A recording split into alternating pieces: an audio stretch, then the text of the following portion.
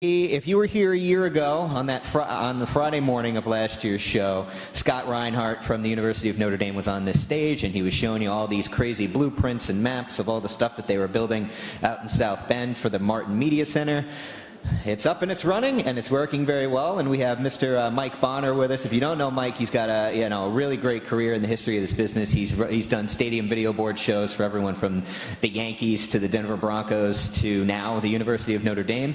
And we're actually going to take you live now out to South Bend, Indiana, and Mike is going to help guide a little bit of a tour of that facility and how it exists right now. So, Mike, take it away. Yeah, thank you, Brandon.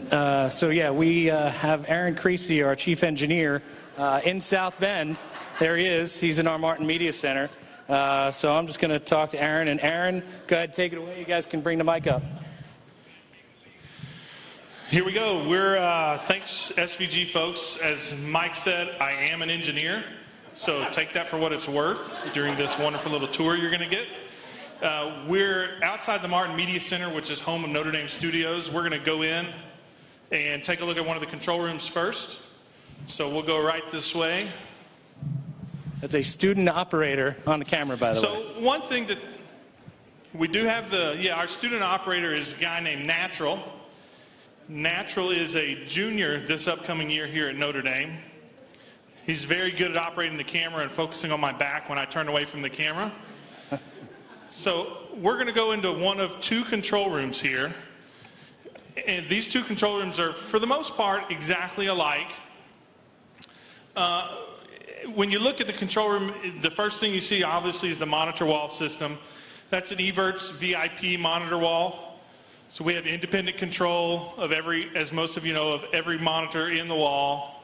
Any input, any source, or any destination on the router can show up as an image, can show up on the image here on any of these walls. We do have ROS acuity for the heart of kind of our control room as from a production standpoint. We do have this as a 5ME mixer. We did go ahead and fully populate it with 80 inputs and 40 outputs. Kind of a mindset with that, and a lot of things you'll see here today is we wanted to have ultimate flexibility in the way in which we use these rooms. We may do an athletic event one afternoon and then have a studio event for marketing communications or public relations for the university the next morning. So we have to be able to flip these rooms from event to event rather quickly. In this room, as you can kind of see, we're set up for 9 or 10 positions as far as operators in the control room. Every position sits at a KVM station. We're using G&D as our KVM product. There's not a whole lot of G&D in the U.S. At this point, but it really gives us an extreme amount of flexibility in that we can have, most KVMs work, we can have any computer at any workstation. Any operator can operate any computer from any workstation. So the flexibility that gives us is really key. We are going to talk a little bit about IP infrastructure that we have deployed here at Notre Dame. One of those pieces of IP infrastructure you can kind of see right here. We are doing the Riedel intercom. We did not go with a traditional RTS or ClearCom system. And with our Riedel Artist frame that we're using, it is an IP solution and it's all AES 67. One real great benefit we like with that is it's an incredibly quiet intercom. Folks like Mike Bonner, who you all have met there, operates his console. He may have upwards of 25 or 30 different folks he's talking to, all in different buttons on his panel. With the clarity and the noise that doesn't exist in the intercom, it provides a really natural experience for most of our operators. And the Riedel system allows us to deploy panels anywhere on campus, essentially. So, for instance, one of our performing arts centers here is adding a Riedel system. We'll tie our artist frame to their artist frame, and essentially any of their matrix cross points are available to us, any of ours are available to them. So it just creates one large intercom. And so our goal is to deploy that methodology across campus at other venues and other areas where we will do productions on more of a regular basis. Next, we're going to come around the corner into the audio control room. This, again, follows our IP-centric model. We are using a solution from Telos and Axia. This is an all AES-67 console. All of our audio comes in, whether it's through camera inputs or what we call remote kits at each venue. All the audio and inputs come in AES-67 over our network, our fiber infrastructure, and ultimately come into the Fusion console in here. The great thing about this solution is that we can have an engineer or an audio, an A1, let's say, configure it, and then we can bring in any student operator at any time and have them operate this console with a really, really high degree of quality and a really great execution level where we don't miss cues. We make it in and out of breaks with, we use the iPad here to the left for bumper music and different things. It just makes for a really great solution for a professional operator as well as a student operator especially. So next, we're going to come around the corner and go into what we call our podcasting and VO booth. Not a whole lot to see in here, but because we do service the university as a whole, as well as our athletics group, we have this room that allows us to do podcasts. We can do radio coaches shows. We can do live interviews with major networks all over the country. And we can have phone dialers call in and do live interviews for maybe that podcast or radio show. So it's just another thing. When we talk about flexibility, we haven't used this room a whole lot, but we have the option available as we provide that to what we call all of our clients. And so it's just another piece of the flexibility. Scott Reinhardt has a saying that he likes to use a lot that says, if we build it, they will come. And so that's a lot of the mentality of how we built things here is we built in a lot of features and mindsets that aren't in use today, but that we hope will get deployed and used by our clients moving forward. So next, I'm going to take you into acquisition and ingest. For all of our technical people out there, this is essentially engineering and the tape room. Without I'm any doing tape. really well at walking backwards today, if you folks can't tell. Okay. All right, so here is acquisition and ingest. The premise behind this room is that ultimately we have 4 control rooms.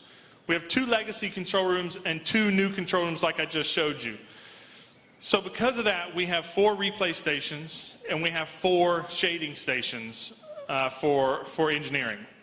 At each replay station, we have a traditional dual output, so we have a total of 8 outputs for replay. We are using Dreamcatcher. Evertz is a huge partner with us. So we have Evertz routing. Evertz Dreamcatcher is a really large part of what we do. We have 36 channels of ingest for the replay system. We have 12 channels of clip player that come with that. We have 4 loggers that we use for that. And like I said, we have 4 replay stations with 2 outputs assigned to each replay station. So this room gives us a lot of flexibility. Probably in the last year, we have spun up all 4 control rooms and all 4 replay stations about 6 times. So it's challenging to do 4 events at one time. Sometimes we may do 2 or 3 athletic events, and then we may have 1 or maybe 2 academic events that we're doing at the same time. So as an engineer, I can say that it's definitely challenging at times. But again, the IP infrastructure that we have in place here really allows us to do a lot more than what you normally would say with a baseband system. So next, we're going to leave the production side, and we're going to head over to where our equipment room is. In walking over there, we're going to go through the main lobby of Notre Dame Studios. We have a nice big video board when you walk in, showcases a lot of the work that our clients do. And as we're walking, we're going to head to our central equipment room, a place that sometimes reluctantly I spend a lot of my time.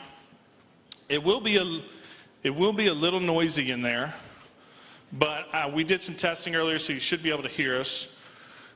Here we have some monitors on display and some old photos that kind of show where the university has come and gone, or where we've been and where we're going. And like I said, we have monitors again to display what our clients are doing. And as we're waiting for this door to be unlocked, that gives me a chance to really go over how we do security. We really make sure that all of our facilities are secure. And it's one of those things that's a positive and a negative, let's just say. So we just took you through our really dirty engineering shop, but we're going to talk just for a minute here, and I'm sorry if I sound like I'm yelling, because it is really loud in here. We're going to talk about post-production and archiving. Here you see our Spectra T950. It's a Spectralogic archive system, and we currently have right at about 13 petabytes, that's petabytes with a P, of storage. So we're archiving all of our athletic content, we're archiving all of our post-production client content, and then we do archival for the university as a whole when it comes to media files, audio files, media files, video, television, old film. All of those things come into this archive system. Just before they hit the archive system, this is our post-production platform. So before we go to archive, we have a 600 terabyte SAN that all of our 8 edit suites work with. It's a pretty large SAN. We're pretty proud of it. But the biggest thing is, again, it comes down to flexibility. It allows us and our clients to have a lot of content online and work and edit in that content with really a really high speed access to their files. And then when we find that content gets to our media management system and is not in use or has not been in use for some time, we will offload it to the archive system, and we can readily bring that back to the online SAN. But again, it's about giving us flexibility.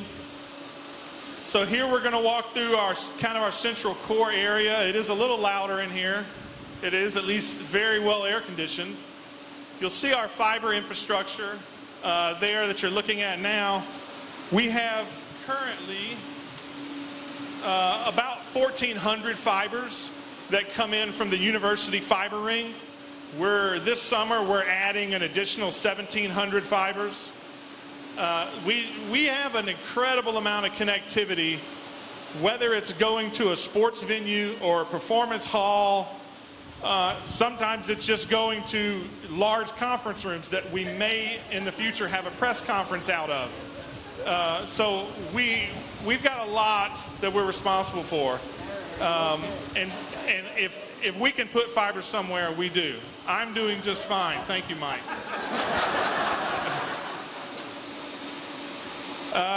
So here is our precious child. This is the Evertz EXE IP core router. This is not a hybrid router. It is an all IP router. We're going to sneak around to a really nerdy part, and we're going to go to the back of the rack to let you guys see that it is all fiber, as you can see here. There's no coax. There's no copper that comes in and out of the system.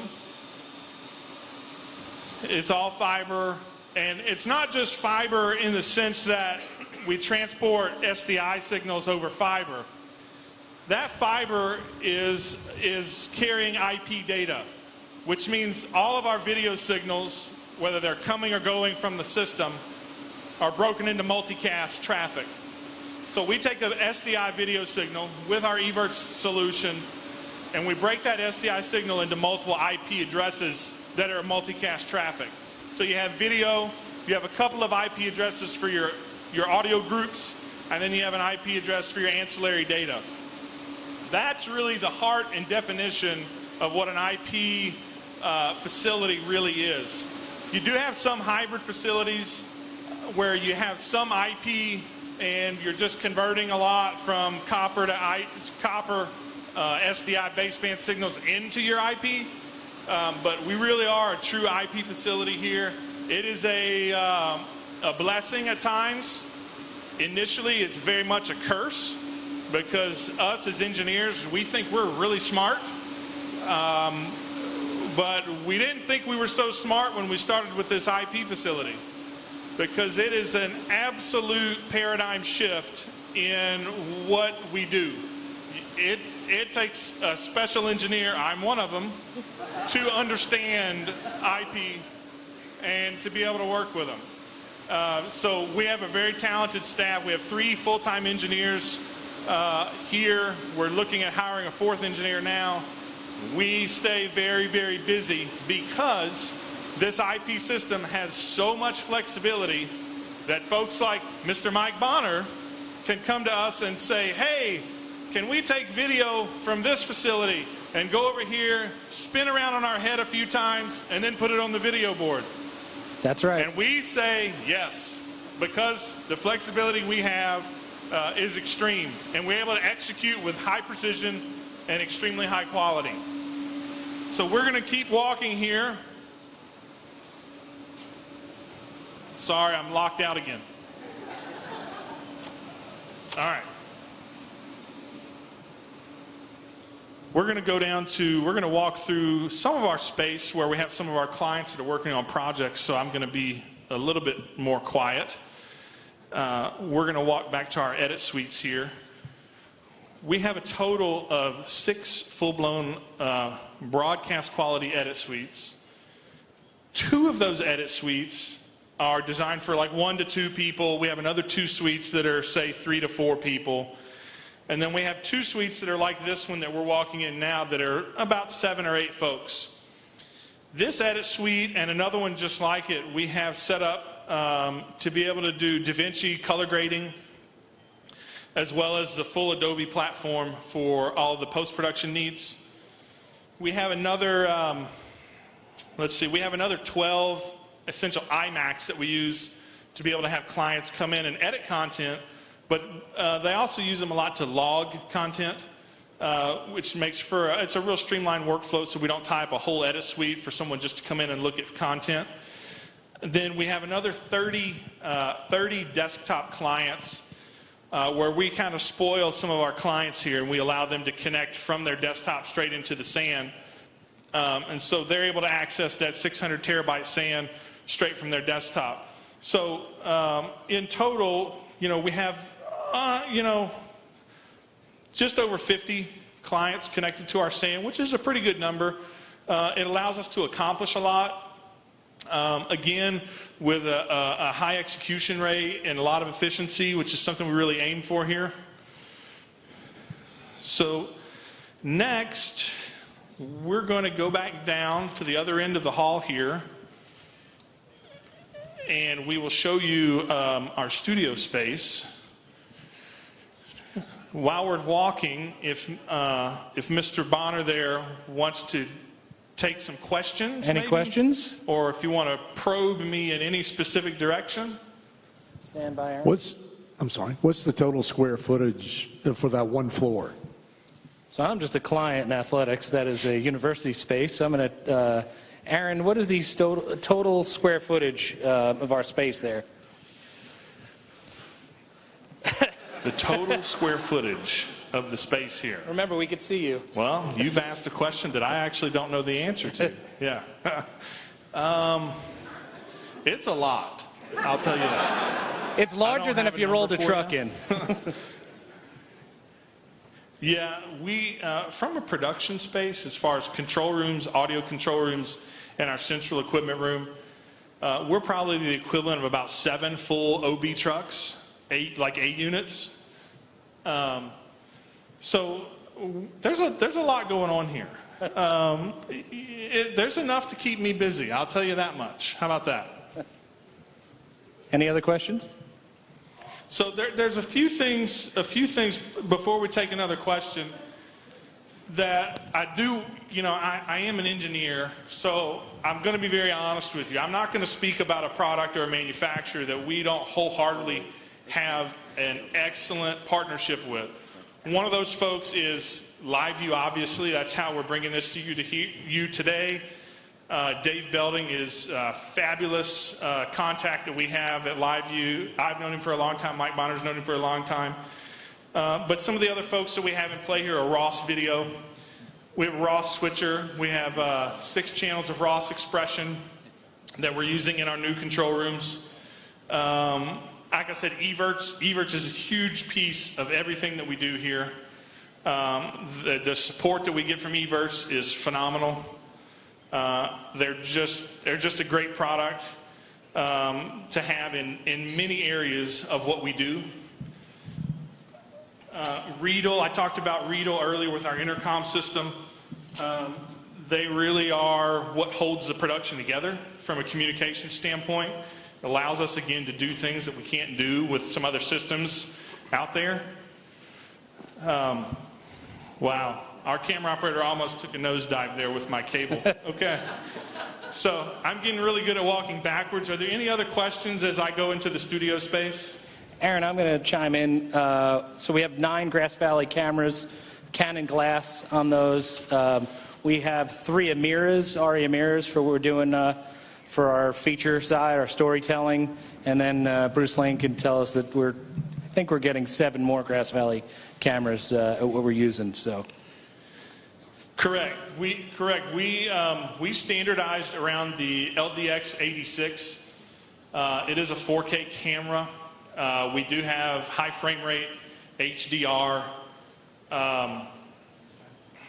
as well as there's a few other licensable features about this camera that are great. It allows you to buy a camera head and essentially add features in the future. If you need a high frame rate camera just for one weekend, we can go to our reps at Grass Valley, another huge partner for us, and they'll license us for high frame rate just for the weekend.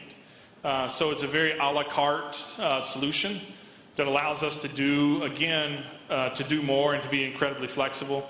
We do have Canon glass. Canon has been a great partner. We have, 3 80 by lenses, 2 40 bys. We have about another 4 80 bys on the table this summer, and we'll pick up another couple of 40 bys, and then we'll just go with some EFP lenses, some 24 bys for the other camera bodies that we will get. Camera infrastructure, we feel we made a good decision because it allows us, again, flexibility. We bought a camera not knowing if we will use the features on it or not. It just gives us the availability. We do have another partner is Wave Central. We do have 2 RF cameras that are the 86, the LDX 86 camera. With the Wave Central wireless solution is really rock solid. We use it in our main football facility. We use it in our basketball facility. We use it in our hockey facility as well. We do have a portable solution too, where we take and just deploy a couple of antennas at any of our other facilities, bring the wireless camera over, get a great wireless link. It's really, really high image detail quality. But that is kind of the end of the tour here. We're in the studio. Studio is a largely unused space for us right now. It's just a lot of square footage. We hope that moving forward we will rent this space out and to our clients a lot more and make it available for the different needs that they have. But for the most part, that is it. I hope that your first live tour done by an engineer was satisfactory for everyone. I tried real hard, I'll be very honest. And that's all we have. So thanks, Mike. Thanks you all very much. Hope you have a great day. Hang tight, Aaron, just in case we get more. Any more questions? We got another question for you, Aaron. Yes, just what are some examples of some events that you cover for the academic side? And when you say clients, are you talking about outside clients that actually come and use the media center? Yeah, so it's a really interesting model. I work in athletics. Aaron works for IT. The facility is operated and run by ND Studios, which is an IT group. Within athletics, we are their Uber super user. So it's why we're able to employ 4 engineers. Doesn't hit an athletics budget. So I am, as Fighting Irish Media, as our athletics group, I'm a client of Aaron's. We obviously work very closely together. And Mr. Bonner is our favorite client. Thank you, Aaron. But what it's all about is that and I don't even know, Joel, you were asking, I don't even know what the final price tag was, but it was a joint venture between athletics and academics. So that's why we have clients. We have within that building marketing communications, faith-based group, our own Office of Digital Learning, that all occupy space within the Martin Media Center there. You saw a picture of Rex and Alex on the way in with their dog. They help fund that space as well. So endowments are always really a good thing. So we are a client of theirs. Yeah, not including Mike, not including facilities. It's somewhere in the $10 million price tag just on technical investment. Yeah, and so you're asking about other events. We have, we'll have academic events where speakers will come in. We had a bunch of Joint Chiefs of Staff that came in and gave an event at the DeBartolo Performing Arts Center, which is a mile away from where Aaron is right now. We've done TED Talks with using that. We do this, it's kind of like a Jerry Lewis telethon thing. It's called ND Day. It's 29 hours long. That is done out of the Martin Media Center there. Our commencements were all done out of there. As he mentioned, we have 4 control rooms, so there's 2 in that space, and then right across the building, right across the way, there's 2 more. And we have on occasion used all 4 at once, which is an engineering task. Yeah. One more question, Aaron. This is piggybacking kind of on that last question. I was wondering about, with all those petabytes of data that you have, do you see the day where you're going to have every classroom is going to have a stationary video camera in it, where where a student is going to be able to, download a particular, let's say, chemistry class that they miss, and where the whole semester of chemistry or physics or English would be able to be on a server for students? Yeah, so again, I work in athletics.